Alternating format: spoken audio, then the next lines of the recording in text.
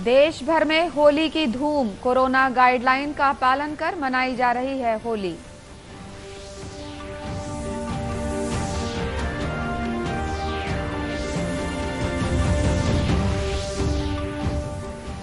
प्रदेश में कोरोना के बढ़ते मामलों को देखते हुए 5 जिलों में लगा रात्रिकालीन कर्फ्यू।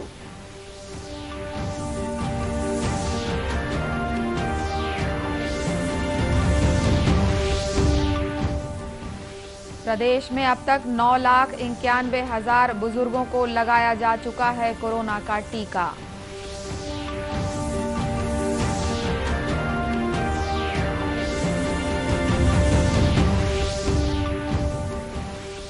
और शब-ए बारात का त्योहार मुस्लिम समुदाय के लोगों ने धार्मिक अकीदत के साथ मनाया।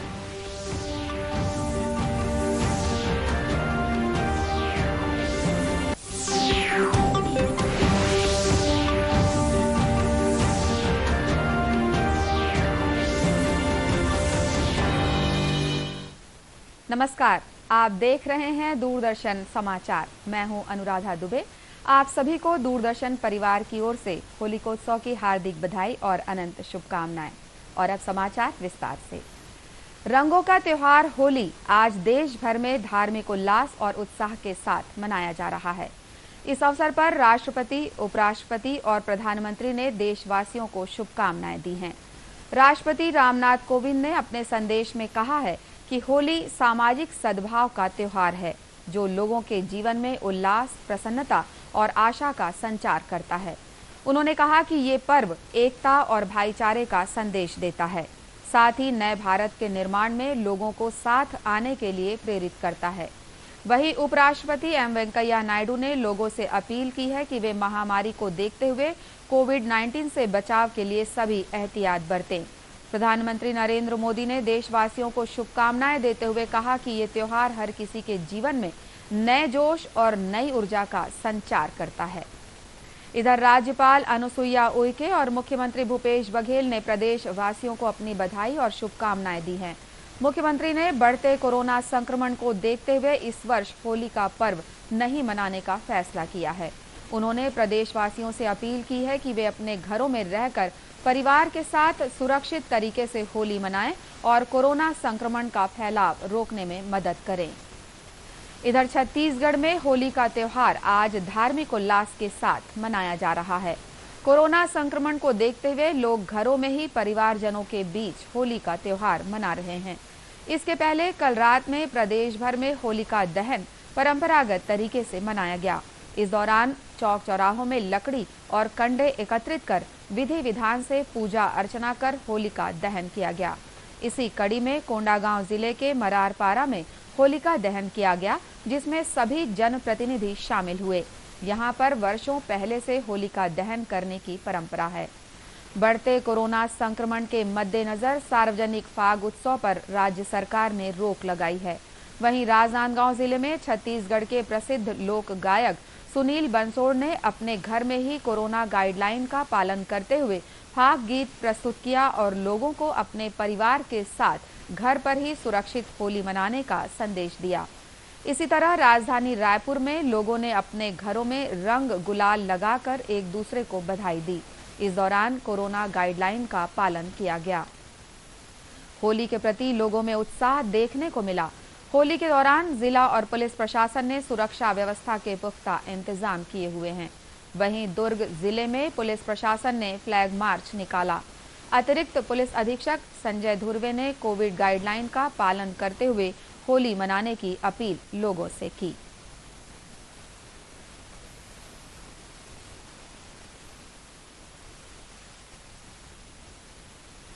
शासन की एक संयुक्त टीम एक संयुक्त फ्लैग मार्च पूरे शहर में दुर्ग और भिलाई के ट्विन सिटी में हमारे द्वारा किया जा रहा है। इसका उद्देश्य लोगों को घर में रहकर सुरक्षित होली मनाना और शांतिपूर्ण तरीके से इस त्यौहार को पास कराना और साथ में कोरोना से संक्रमित होने से बचाना, ये हमारा उद्देश्य है। ग्रामीण क्षेत्रों में भी होली के दौरान अपने अपने घरों में रंग गुलाल लगाते हुए ग्रामीण नजर आए। प्रदेश में कोरोना के बढ़ते मामलों को देखते हुए राज्य सरकार ने रायपुर, दुर्ग, राजनांदगांव, बिलासपुर और बेमेतरा में रात 9 बजे के बाद शहर को नो मैंस लैंड करने का निर्णय लिया है। इन जिलों में रात 9 बजे के बाद स्ट्रीट वेंडर्स को भी व्यवसाय करने की अनुमति नहीं होगी। सभी गतिविधियों पर प्रतिबंध रहेगा। सभी रेस्टोरेंट रात 10 बजे के बाद बंद हो जाएंगे। मुख्यमंत्री भूपेश बघेल की अध्यक्षता में कल कोरोना समीक्षा को लेकर हुई बैठक में ये निर्णय लिया गया। बैठक के बाद निर्णय की जानकारी देते हुए मंत्री रविंद्र चौबे ने बताया कि कोरोना संक्रमण को लेकर हुई समीक्षा बैठक में जिला कलेक्टर्स और व्यापारी प्रतिनिधियों से वीडियो कॉन्फ्रेंसिंग के जरिए चर्चा की गई। अभी लॉकडाउन की दिशा में हम नहीं जा रहे हैं। माननीय मुख्यमंत्री जी ने निर्देश दिए हैं कि कंटेनमेंट बना करके उस एरिया को जहां संक्रमण व्यापक फैल रहा है उसको हर स्थिति में हमको रोकना है। जो कॉन्ट्रैक्ट है उसको जो हो रहा है उसको गैप करना है, उसके लिए क्या कुछ किया जा सकता है और कोविड गाइडलाइन का सख्ती से पालन किया जाना है।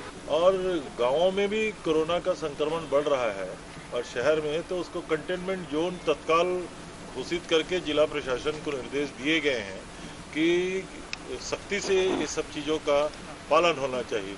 एक और अंतिम बात ये हुई है कि 9 बजे के बाद लगभग शहरों को और कंटेनमेंट जोन को नो मैंस लैंड जैसा किया जाना चाहिए। आशा ये है कि रात को 9 बजे के बाद ये बिल्कुल प्रतिबंध रहेगा और जो बाकी दुकानें भी बंद हो जाएंगी, स्ट्रीट वेंडर भी बंद हो जाएंगे। जो होटल वगैरह है वो 10 बजे तक प्रारंभ रहेंगे और रेस्टोरेंट वगैरह में 10 बजे के बाद टेक अवे जैसा सिस्टम लागू किया जाएगा। और उद्योग प्रतिनिधि भी उसमें शामिल हुए थे। मुख्यमंत्री जी ने स्पष्ट रूप से कहा हमने ना तो लॉकडाउन करने की हमारी इच्छा है, ना किसी प्रकार से व्यावसायिक, व्यापारिक, औद्योगिक गतिविधियों को प्रभावित करने की इच्छा है, लेकिन जनमानस को सख्ती से पालन करना चाहिए। बैठक में जिला कलेक्टरों को नियमों का कड़ाई से पालन करने के निर्देश दिए गए। मुख्यमंत्री ने कहा कि 1 सप्ताह के बाद कोविड के मामलों को लेकर समीक्षा की जाएगी और आगे निर्णय लिया जाएगा।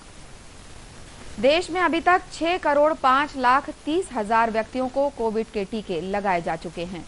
स्वास्थ्य मंत्रालय ने बताया है कि पिछले 24 घंटों में कोविड-19 के 68,000 से अधिक नए रोगी सामने आए हैं।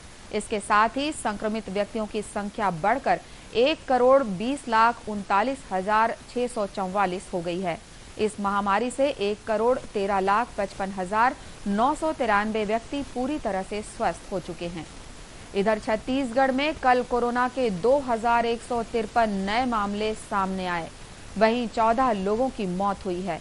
प्रदेश में अब तक कुल 3,40,000 से अधिक लोग कोरोना संक्रमित हुए, जिनमें से 3,16,000 से अधिक लोग स्वस्थ हो चुके हैं। वर्तमान में 19,239 सक्रिय मरीज हैं। प्रदेश में कोरोना संक्रमण से बचाव के लिए विभिन्न स्वास्थ्य केंद्रों में टीकाकरण किया जा रहा है। कोरोना टीका लगाने में बुजुर्ग काफी उत्साह दिखा रहे हैं। अब तक प्रदेश में 9,91,000 बुजुर्गों को टीका लगाया गया है। ये सभी 45 से 59 आयु वर्ग समूह के हैं। वहीं राजनांदगांव जिले के दरबान टोला गांव की 101 साल की बुजुर्ग महिला सवाना बाई साहू ने प्राथमिक स्वास्थ्य केंद्र पहली मेटा में जाकर कोरोना का टीका लगवाया। जगदलपुर शहर में कल एक ड्रोन विमानतल की दीवार से टकराकर क्षतिग्रस्त हो गया। जिले के पुलिस अधीक्षक दीपक झा ने बताया कि ये ड्रोन डीआरडीओ ने विदेश से मंगाया था, जिसे विदेशी इंजीनियर ऑपरेट कर रहे थे। माओवादी अभियान में सहयोग के लिए इस ड्रोन को छत्तीसगढ़ लाया गया था, मगर तकनीकी खराबी के चलते ड्रोन सुरक्षित उतर नहीं पाया और हटकचोरा गांव के पास विमानतल की बाहरी दीवार से टकरा गया। घटना की सूचना मिलते ही डीआरडीओ के अधिकारी स्थानीय पुलिस के साथ घटनास्थल पर पहुंचे और ड्रोन के कलपुर्जों को एयरपोर्ट परिसर लेकर आए। पुलिस इस मामले की जांच कर रही है। शबे बारात का त्योहार कल मुस्लिम समुदाय के लोगों ने धार्मिक अकीदत के साथ मनाया। इस दौरान अपने दिवंगत परिजनों को याद किया और उनके मोक्ष के लिए दुआएं की। कोरोना संक्रमण को देखते हुए लोग अपनी अकीदत पेश करने कब्रिस्तान नहीं जा पाए, मगर कब्रिस्तान कमेटियों की ओर से दिवंगतों की कब्रों पर फूल चढ़ाए गए। इसी कड़ी में भिलाई स्थित कब्रिस्तान इंतजामिया कमेटी की ओर से धार्मिक औपचारिकताएं पूरी की गईं। कब्रिस्तान इंतजामिया कमेटी के सचिव अब्दुल वाहिद ने बताया कि कोरोना संक्रमण को देखते हुए लोगों ने घरों में ही इबादतें की।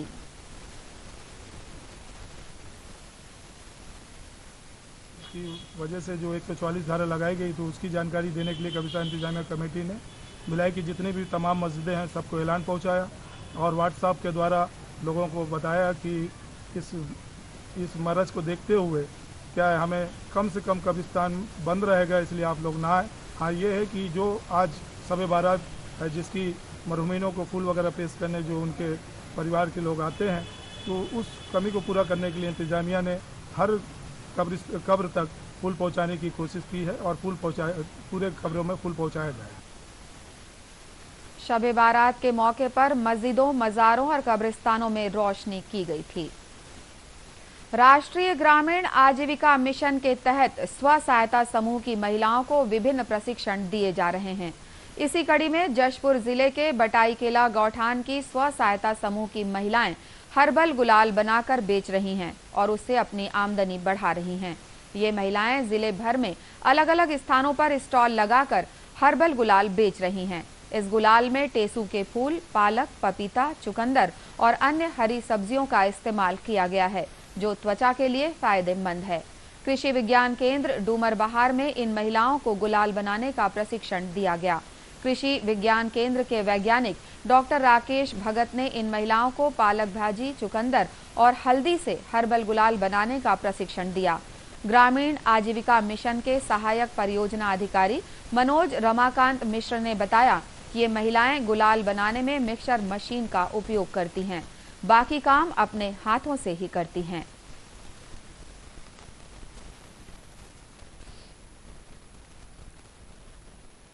मिशन अंतर्गत जिले में कुल 8000 समूह बना लिए गए हैं, जिसमें से समूहों को लाइवलीहुड एक्टिविटी कराया जा रहा है। उसी के अंतर्गत कलेक्टर साहब एवं माननीय मुख्य कार्यपालन अधिकारी जिला पंचायत के द्वारा के निर्देशानुसार हम लोगों ने समूहों के माध्यम से हर्बल गुलाल बनाया। ये लोग चुकंदर और जो पलाश का फूल होता है, जो सिंदूर का फूल होता है, उससे रंग तैयार करके और इन्होंने ये गुलाल तैयार किया है। स्व सहायता समूह की महिला ने बताया कि हर्बल गुलाल बनाने का प्रशिक्षण लेकर वे इसे विभिन्न स्थानों में स्टॉल लगाकर बेच रही हैं, जिससे उनकी आमदनी में इजाफा हो रहा है।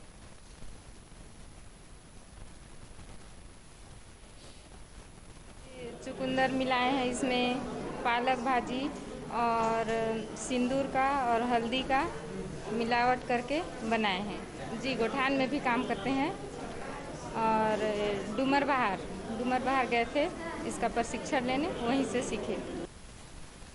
बाजार में बिकने वाले इस हर्बल गुलाल को लोग बेहतर विकल्प के रूप में खरीद रहे हैं और इस बार उन्होंने हर्बल गुलाल से होली मनाई। 12 मार्च को प्रधानमंत्री ने स्वतंत्रता दिवस के 75 साल पूरे होने के मौके पर अमृत महोत्सव की शुरुआत की थी। इस मौके पर उन्होंने अहमदाबाद से नमक सत्याग्रह के मद्देनजर दांडी के लिए यात्रा को रवाना किया था। ये यात्रा 19 स्थानों से गुजरती हुई भरूच के मंगलोर तक पहुंच गई। मंगरोल में गांधी जी ने ग्रामवासियों को अपने ही गांव में नमक बनाने के लिए कहा। साथ ही उन्होंने स्वराज के लिए विदेशी कपड़ों के बहिष्कार और चरखा पर कपड़ा बुनने की सलाह दी। गांधी जी ने स्वराज हासिल करने के लिए नमक बनाने और विदेशी कपड़ों के बहिष्कार को सबसे बड़ा हथियार बताया। गांधी बापू जब यहाँ पे आए तो उन्होंने बोला कि हमारी लड़त तो शुरू हो चुकी है, मैं किसी भी वक्त गिरफ्तार हो सकता हूँ, पर ग्रामजनों ध्यान में रखना कि परदेसी चीज़ों का बहिष्कार करना, सिर्फ स्वदेशी चीज़ें ही यूज़ करना और हमारे हाथ से बना हुआ नमक का ही इस्तेमाल करना। ये संदेशा गांधी बापू ने ग्रामजनों को 27 मार्च को मंगरोल में दिया था।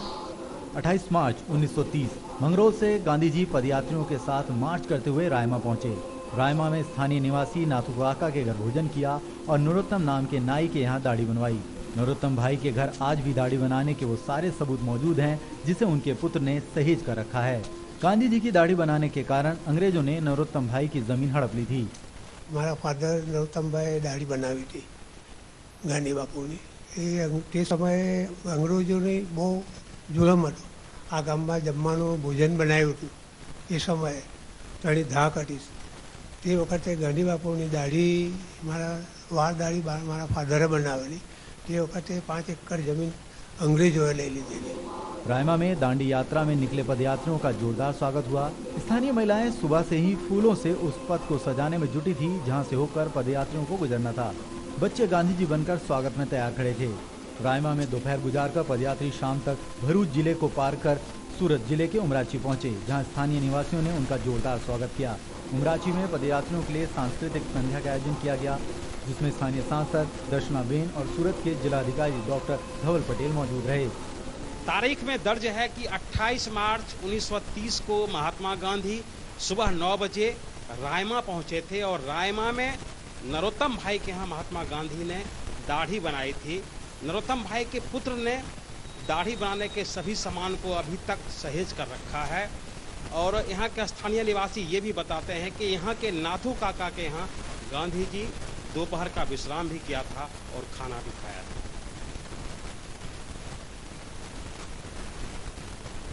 उल्लेखनीय है कि 241 में लंबी दांडी पदयात्रा 25 दिन में पूरी होगी और आगामी 5 अप्रैल को इसका समापन होगा। इसी के साथ ये समाचार बुलेटिन समाप्त हुआ। नमस्कार।